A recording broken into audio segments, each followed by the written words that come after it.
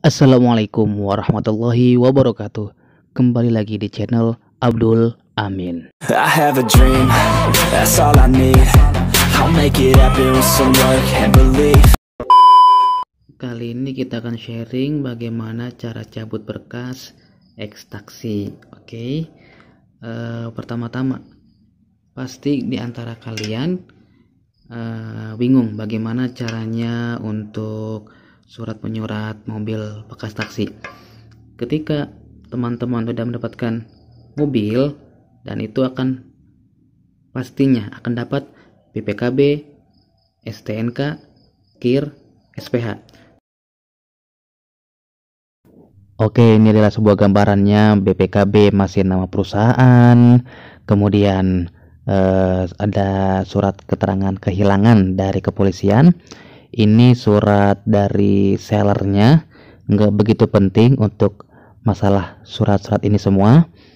Saya kasih contoh, ini surat keterangan hilangnya, penting untuk pengganti STNK dalam langkah-langkah ke depannya. Oke, sekarang kita lanjut ke tema berikutnya, surat pelepasan hak. Tapi kalau seandainya KIR ini nggak ada, itu nggak jadi masalah. Intinya itu BPKB, STNK, sama SPH. Kemudian, dan cabut berkasnya adalah, yang pertama kita harus cek fisik atau cek fisik bantuan. Cek fisik bantuan ini ketika teman-teman beli mobilnya di Bekasi atau Jakarta, dan domisili teman-teman itu berada di Semarang, Surabaya, nah itu bisa menggunakan cek fisik bantuan. Dan syaratnya itu fotokopi KTP, fotokopi STNK, fotokopi BPKB, dan yang paling penting mobilnya itu harus dibawa. Nggak mungkin dong mobilnya ditinggal. Ini saya cek fisiknya di Samsat Jakarta Barat karena mobil berasal dari Jakarta Barat, dan platnya kalau bisa masih kuning supaya nggak jadi masalah oleh pihak petugasnya. Oke, balik ke tema intinya. Fotokopi KTP, fotokopi STNK. Kebanyakan rata-rata fotokopi STNK ini mobil bekas taksi itu pada nggak ada. Jadi kita bisa menggunakan dengan fotokopi surat kehilangan dari kepolisian. Kemudian lanjut ke langkah berikutnya. Oh iya, lupa. Sebelumnya, berapa biayanya? Biayanya itu bermacam-macam. Setiap samsat itu ada yang diminta 50.000, ada yang gratis, ada yang berapa. Itu tergantung dengan samsatnya masing-masing. Kemudian rekomendasi dishub atau disebut dengan rekom. Syaratnya, yang pertama, fotokopi KTP. Yang kedua, fotokopi SPH. Yang ketiga, fotokopi BPKB. Yang keempat, fotokopi STNK. Dan saran saya, lebih baik semua dibawa fotokopi dan aslinya. Fotokopi SPH ini berguna untuk rekom. Kalau kalian ke rekom atau teman-teman ke rekom tanpa SPH ini, ya berarti sama aja, masih plat kuning. Kita rekomendasi ini meminta permohonan untuk dari plat kuning ke plat hitam. Dan fotokopi STNK, kan ini nggak ada, berarti kita pakai fotokopi yang surat kehilangan, begitu. Oke. Dan berapa biayanya? Biayanya ini bermacam-macam. Setiap daerah itu beda-beda. Ada yang 500, ada yang gratis, ada yang 700, bermacam-macam. Dan kalau saya itu kemarin waktu ngurus itu biayanya gratis di PPTJ dan waktunya 1-2 minggu. Oke. Nah, teman-teman, setelah dari rekom di BPTJ, Badan Pengelola Transportasi Jabodetabek, kita beralih ke checklist Polda, yaitu di Polda Metro Jaya. Syaratnya yaitu rekom, hasil cek fisik, fotokopi STNK atau fotokopi surat keterangan hilang barusan, fotokopi KTP, fotokopi BPKB, dan SPH kwitansi.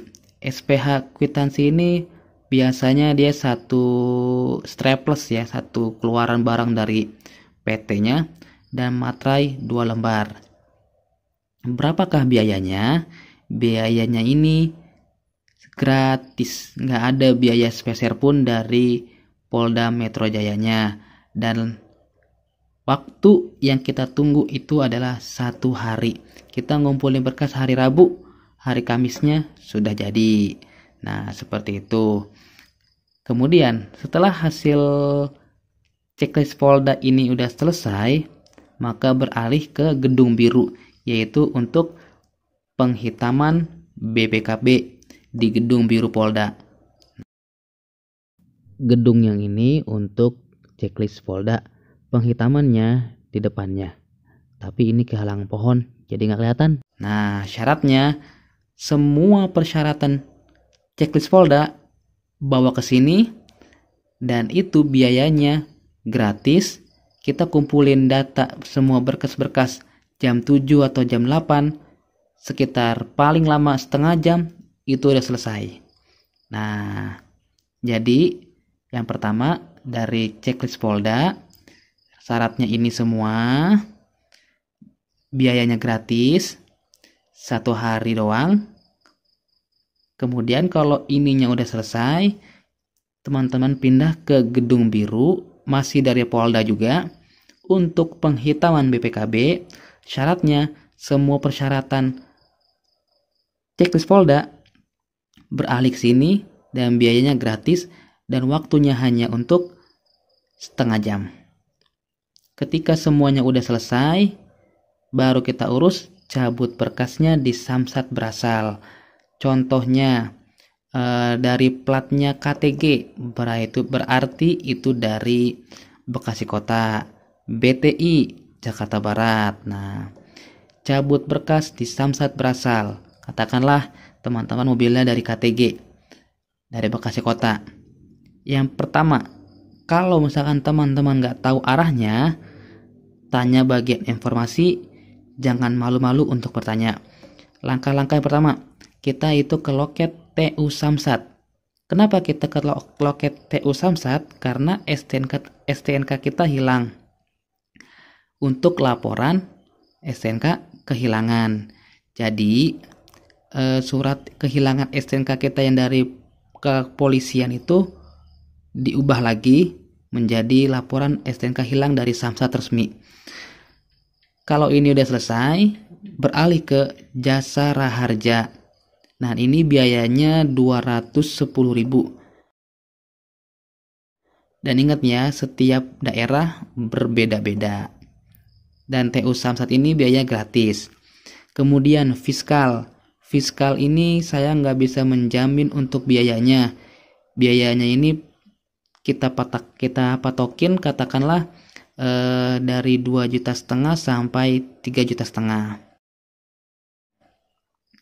Kemudian langkah keempat, mutasi. Ke loket mutasi, kita isi formulir, kita kumpulin semua berkas yang kita udah lakuin semuanya, kita kumpulin, dan biayanya itu mulai dari 350 sampai 650-an. Kalau kita mutasi masih satu Polda, itu lamanya 7 hari kerja. Satu Polda ya, katakan dari Bekasi mau ke Jakarta, dari Bekasi mau ke Tangerang. Nah, itu masih satu Polda. Dan kalau antar Polda itu lamanya 30 hari kerja. Di luar hari libur dan di luar Sabtu Minggu atau tanggal merah. Antar Polda, contohnya dari Bekasi mau ke Surabaya, dari Bekasi mau ke Semarang. Seperti itu, ya. Kemudian, teman-teman ketika sudah selesai cabut berkasnya, mutasinya, itu akan diberikan nomor telepon dari Samsat seperti ini atau tanda bukti seperti ini. Nah, udah selesai semuanya, baru kita masuk BBN, biaya balik nama. Di Samsat domisili teman-teman berada. Entah misalkan teman-teman dari Semarang atau dari Gresik atau Cirebon, dan masukin samsatnya ke daerah teman-teman berada. Langkah-langkahnya yang pertama, teman-teman bisa langsung daftar ke loket perubahan identitas. Kita tuh daftar, kumpulin semua berkas-berkas yang diberikan oleh semua mutasi. Oh ya, mohon maaf, sebelumnya ini habis dari mutasi itu langsung ke loket arsip di samsat domisili, di samsat mobil berasal ya. Dari loket mutasi sudah diberikan berkas-berkasnya, kita langsung ke loket arsip untuk ambil semua arsip-arsip yang kita butuhkan. Nah, kemudian daftar loket perubahan identitas ini 1 hari atau 3 hari. Kita kumpulin berkas-berkasnya, begitu juga arsipnya. Ketika udah dijanjikan sama petugasnya 3 hari atau hari itu juga bisa diselesaikan, kita langsung ke loket penyerahan STNK baru. Dari sini ke loket ini itu diberikan semacam nomor STNK atau nomor plat nomor baru untuk dibikin STNK barunya. Langkah berikutnya yang ketiga, pembayaran pajak baru dan BBN. Kita bayar pajak baru langsung di sini, dan mudah-mudahan kalau misalkan ada free BBN, BBN-nya gratis. Kemudian setelah udah bayar ini semua, kita akan dialihkan ke loket plat nomor. Nah, di sini kita tinggal pesan bikin plat nomor baru sesuai dengan STNK yang diterbitkan. Biayanya berapa? Biayanya ini semua gratis kecuali pembayaran pajak. Pasti ini bayar, dan setiap daerah pembayarannya berbeda-beda. Ada yang pajaknya 1,9, ada yang pajaknya 2,5, dan lain-lain. Setelah itu semua selesai, maka terbitlah STNK baru, plat nomor baru. Nah, ini teman-teman STNK barunya yang baru keluar, tapi ini masih berbeda ya dengan nama BPKB. BPKB masih nama perusahaan, plat nomor juga udah baru sesuai dengan STNK. Ini berbeda, maka langkah berikutnya adalah untuk penerbitan BPKB baru. BPKB baru itu bikinnya di Polda Metro Jaya. Apa aja syaratnya? Syaratnya yang pertama, fotokopi KTP. Yang kedua, fotokopi cek fisik, hasil cek fisiknya difotokopi. Fotokopi SPH dan kwitansi. Keempat, BPKB lama. Nah, ini semua kita daftar di Polda Metro Jaya, dan biayanya itu kurang lebih 350 sampai 400. Saya lupa juga. Dan lamanya itu hanya 1 hari. Kita kumpulin data hari Selasa, Rabu siang sudah jadi. Ketika ini semua sudah terlaksana, maka BPKB-nya sesuai dengan nama teman-teman, STNK-nya sama, dan selesailah semua urusan surat menyurat. Oke, mudah-mudahan informasi ini bermanfaat untuk teman-teman semua untuk bisa mengerjakan surat menyurat dengan sendirinya tanpa bantuan orang lain.